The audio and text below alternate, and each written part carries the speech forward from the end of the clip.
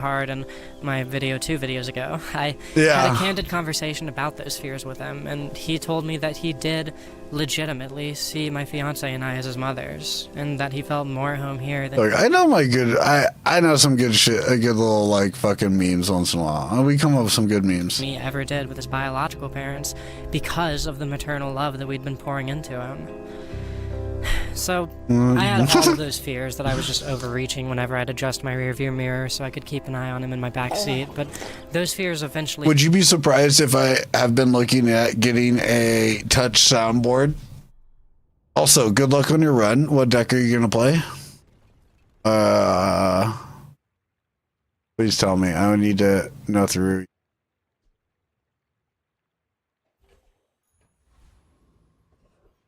I found one on Marketplace for like $40. I just gotta justify. Blue red steak. Let's go.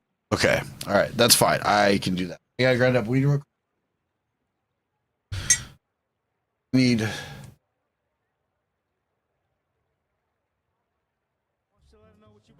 We're gonna put some music on for just a moment.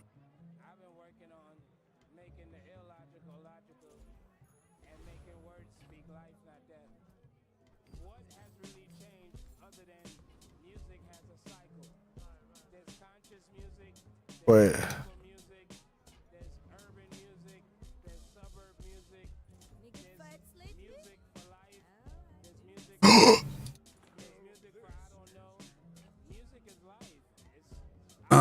Can I afford this?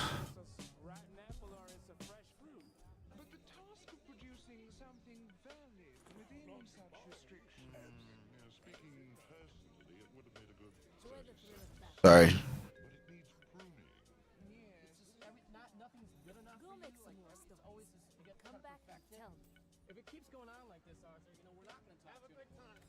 Okay.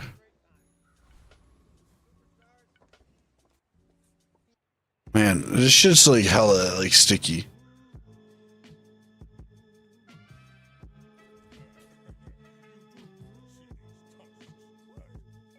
So I'm really proud of myself for this build. This is the second game I played. Dually, you motherfucker. You motherfucker. You fucking wait. My beast of burden and my dog go off. You're fuck. Not fast enough. Okay, I need a healing item or shield. Damn it. Grind up a little bit of weed. I should have kept my health regen.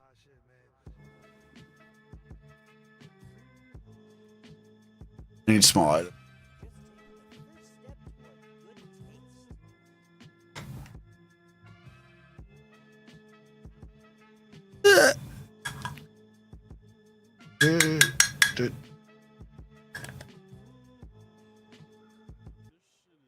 Okay.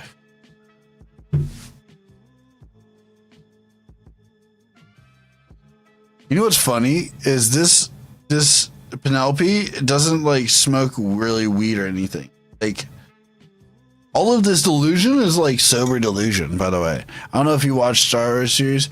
7 is amazing, while 8 was trash except for the fight scenes. Okay, noted. I don't think I've watched 7 or 8, any of the new ones. Yeah, anything that's past the original 3 that released.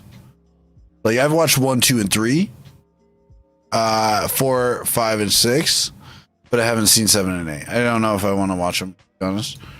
Okay. Yeah. Full loaded.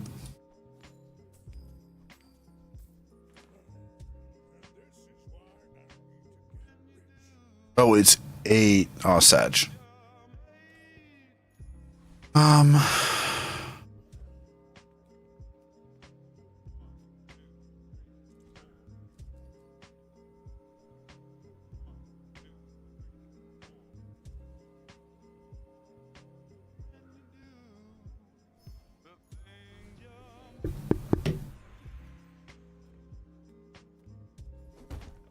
Okay, so this was my fastest. Oh my god, yeah.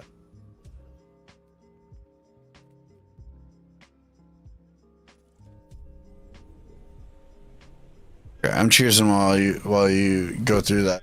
While I read this. Maybe good backing. Four, but better maybe. 8.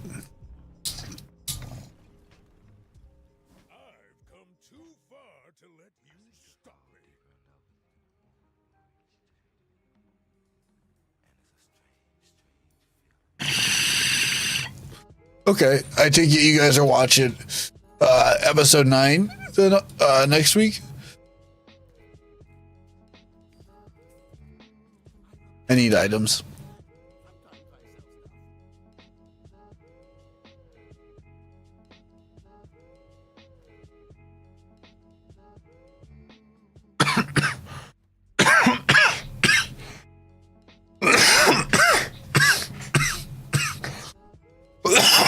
Too expensive for my taste.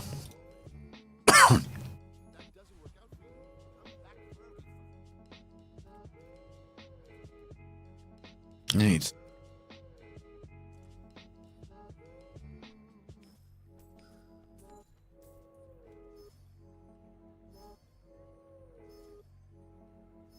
Yeah, well, that's fair. That happens. You know?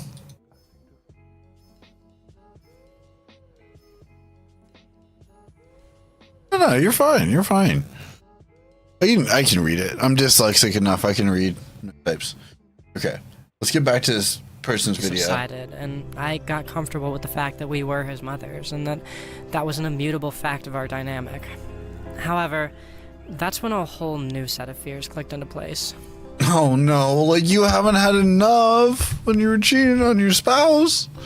Oh, Jesus Christ, I'm 26 years old, and considering I only transitioned at the age of 22, I'm basically just a 4-year-old trying to raise a kid, with the found family member he calls his sister getting more and more comfortable with seeing us as her mothers too, albeit...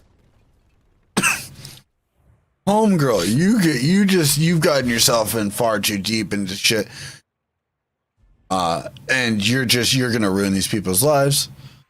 At a slow pace. We're not even halfway through our 20s, and we're trying to take care of 2 kids who are nearly old enough to buy alcohol on their own. How the actual fuck do I be a good mother? Well, it's complicated.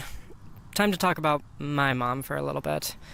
While obviously I'm dramatizing a little, a quick way to communicate the finer details of my upbringing would be to say that a lot of the time, giving my mom the illusion of a happy Christmas card family was much more important than communicating the things that were really going through our minds. If someone says something even the least bit unconventional, like, I know, right? I guess. And, yeah, there's like multitude of people all now living in this house, and it's really just kind of fucking weird. I think I'll skip breakfast today and just eat a... It's like really just, fuck healthy.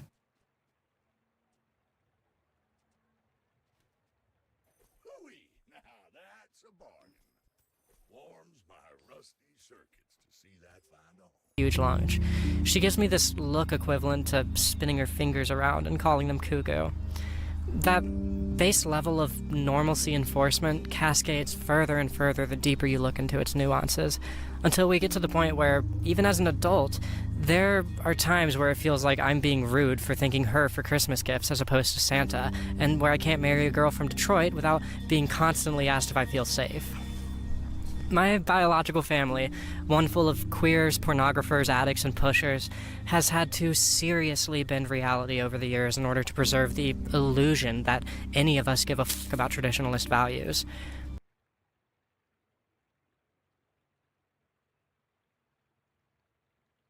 I'm sorry, I need to listen to that again. That felt very manipulative, the way that was phrased.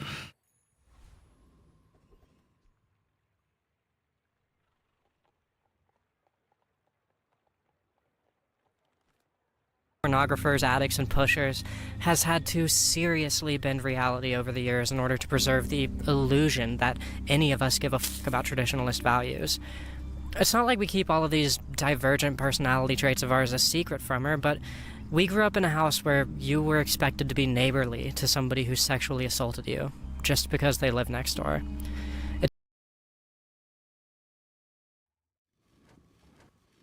Okay, and that's stuff that you work through in therapy, It's better not to on just other ignore people. who your family is, because what matters more than the people. Like, that's stuff that you go through the legal system, you go through therapy. You don't take that trauma and put it onto and use it to like help raise other people while you have not dealt with that trauma. That's just not how that works. It's extremely irresponsible. It's dangerous.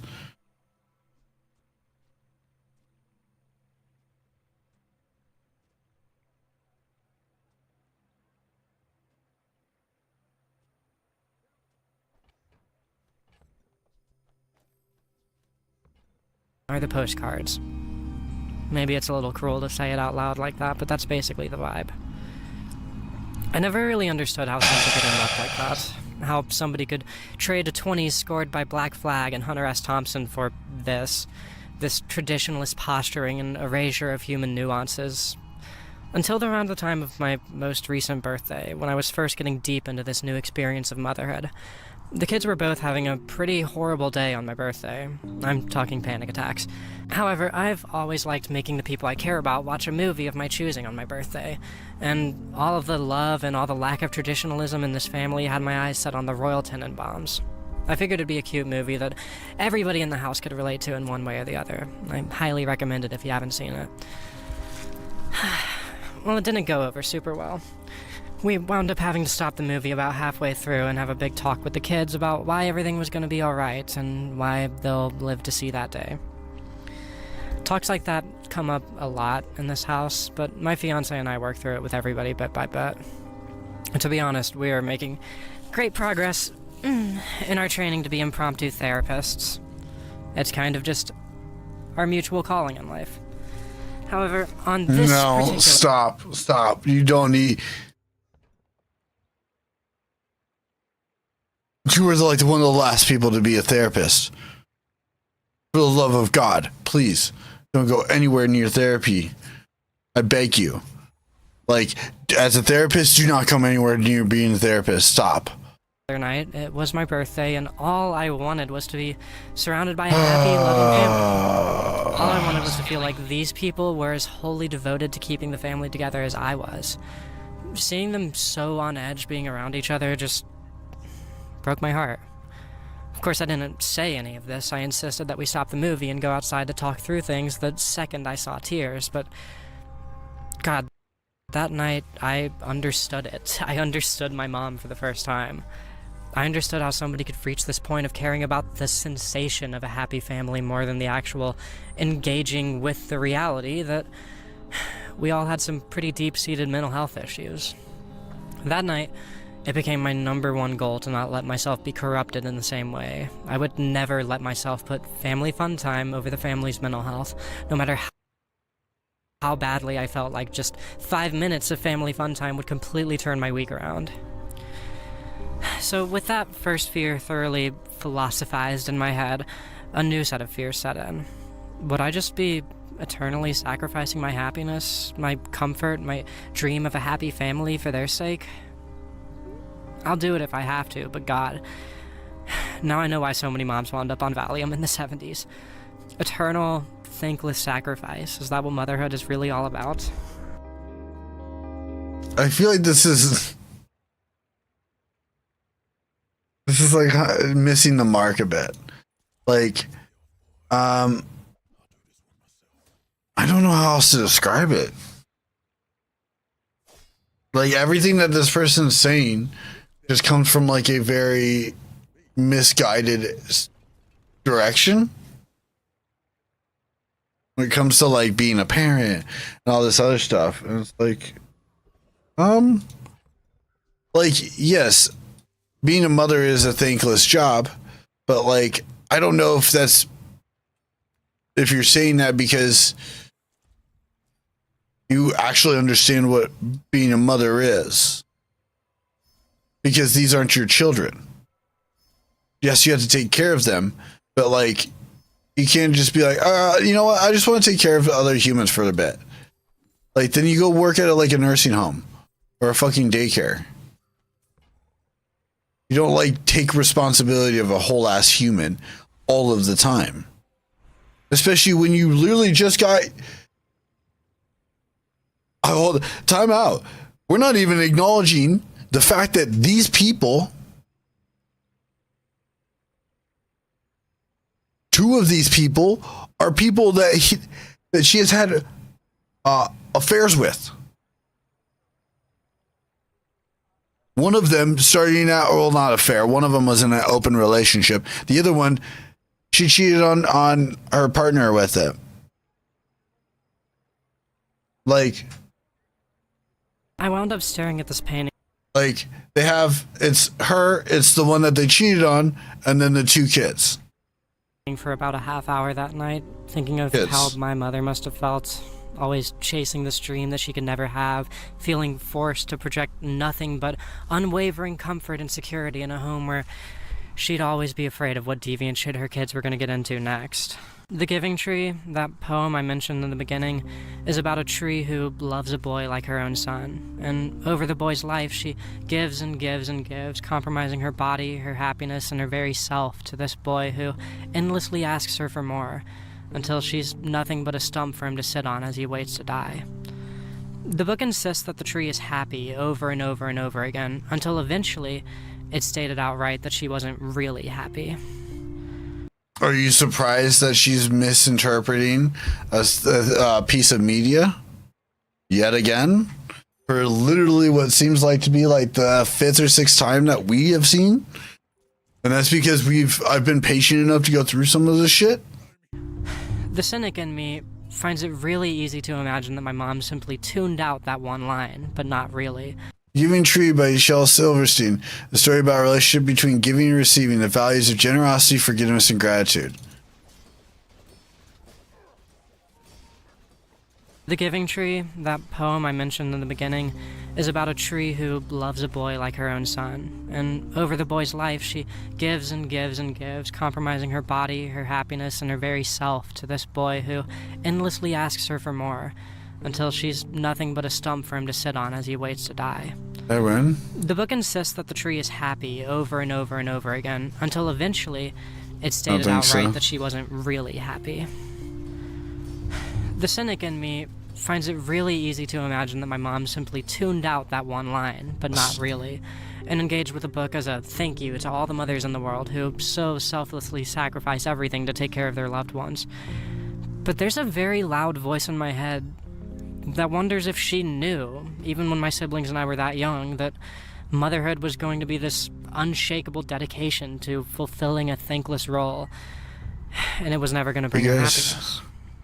Maybe keeping that book around when I was a kid was her way of reinforcing herself. That little wink to the invisible audience in her head that satirized her entire... Yeah, it's really bad. It's off. It's just annoying. Oh.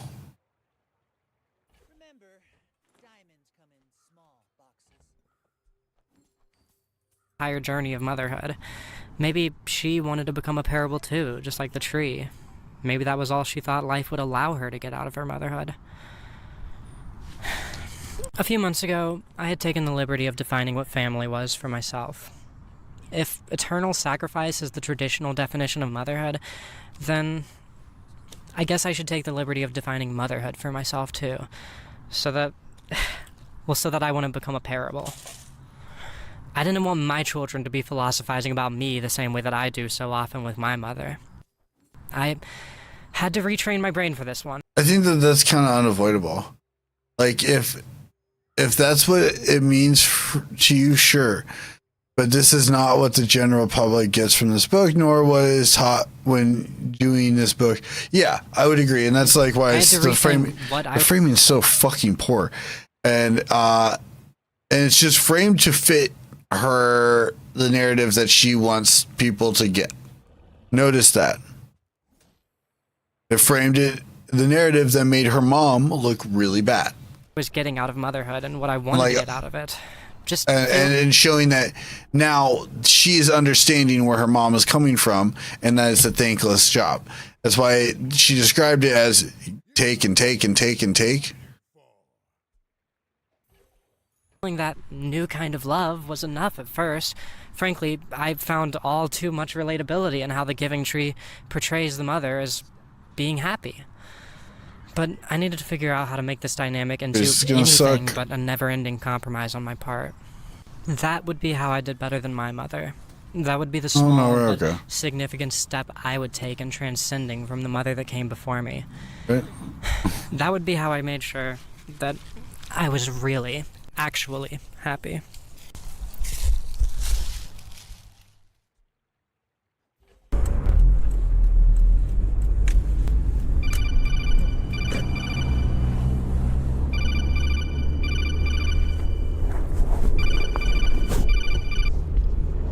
Hey kiddo, what's up? Yeah, no, I'm pulling up to the parts store now.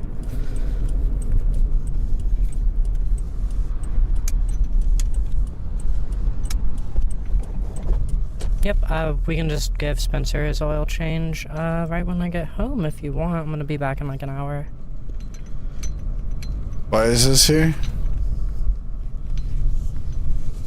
Okay, love you, kiddo. Oh, wait, what was your, mileage on Spencer?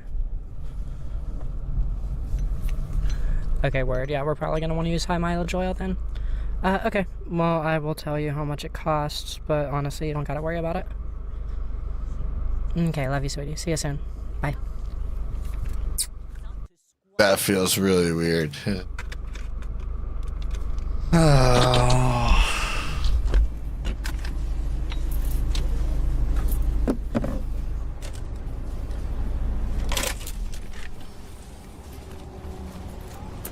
Damn. Okay.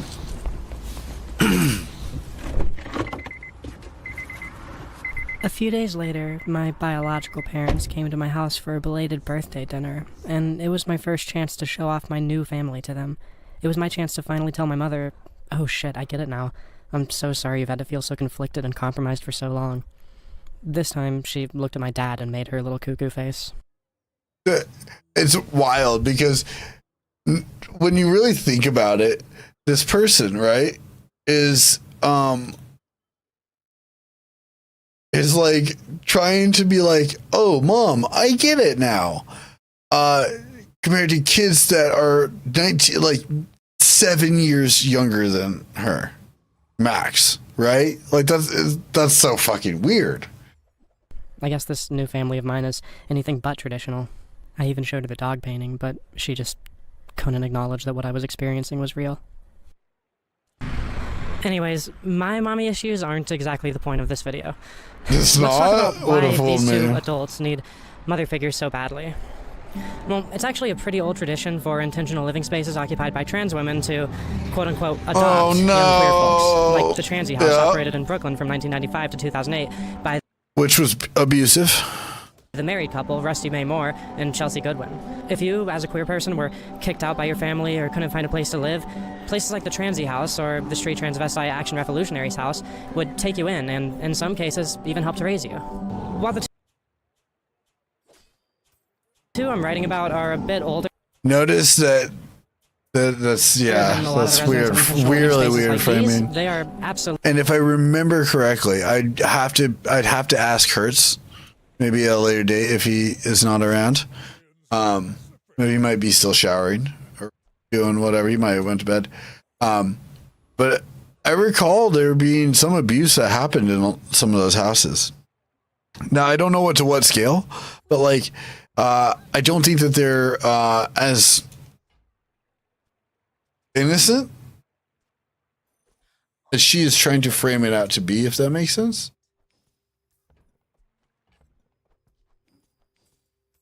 Absolutely, folk whose queerness has served as a major I have to look at the Transy House. I might have to do some Transy House research. Or from being forced to repress their queerness by religious groups, or having biological families who shun them around every turn. These two have a bit of catching up to do. I'm not sure how that goes. Adult things that any decent parents would have helped them with. Or what the history of that is. Like I said, the boy wasn't able to work up the nerve to transition until about 3 months ago, so he still has all sorts of lessons to learn. Talks about genital preferences and his validity as a man, or the effects of testosterone. Those hard-hitting lessons about the types of guys who will happily prey on a trans man's yearning for affirmation just to score some ass. It's a scary world for a young trans person with nobody to help prepare them for the hardships. Just being able to be that for them has felt like such an honor. I've, of course, gone out of my way to find a few trans-mask-specific resources for him, Discord servers and all of that, but I've been surprised to learn how many of the... But, like, what about...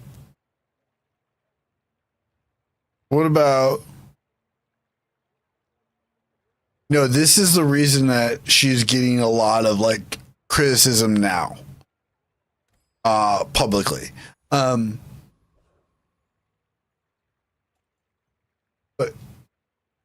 resources for him, Discord server.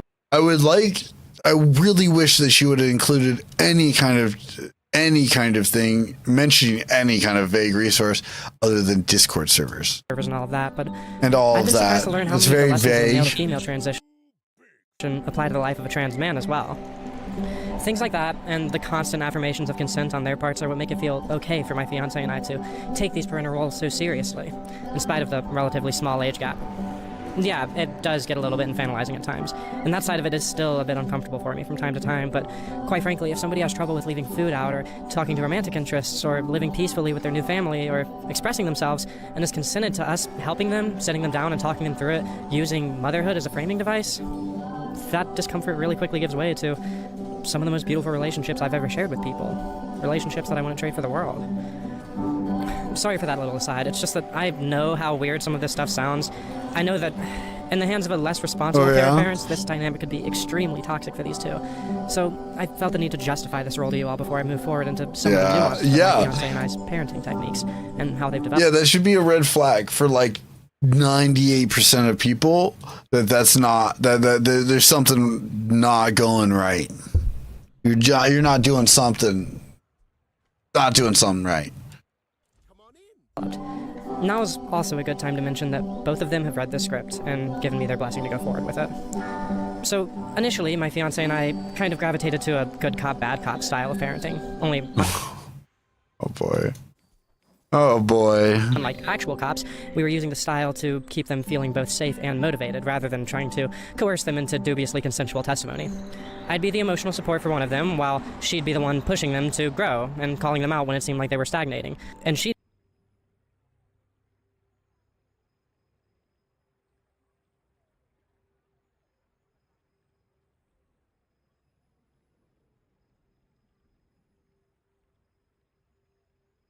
Yeah, it is. It is that. Sorry, it took me a second to like really think about that. Yeah, 1,000%, 1,000%. And like, it's the thing is like a lot of the reason that like so you pointed out that the comments in her videos were so super supportive. It's because she's like normalized a lot of these very strange and unorthodox lifestyles. Like I said at the beginning of this stream tonight. What my theory was, she has spent years normalizing her terrible and bad and unethical decisions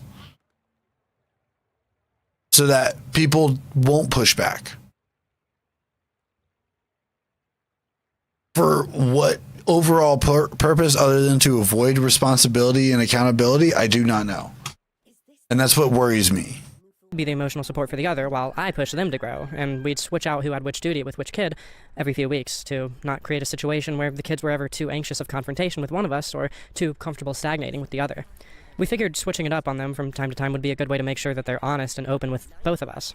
My fiancé and I are really good at conflict resolution and confrontation, so we kind of just silently fell into these roles before we ever started to actually discuss any sort of conscious strategy for handling certain problems. But when we did start planning out how all these big talks would start going, we stuck with the good cop, bad cop thing, as it had been working well enough so far. There was only one issue, though. What if one of the kids was going through something big that would take a long time to get through, like a really problematic behavior finally being addressed after they'd been doing it their whole life? Suddenly, whoever was the bad cop at the time just had to feel like an asshole, having practically daily talks with them for weeks at a time, constantly talking about how they're acting unfairly or being dishonest or something. That's not how you parent.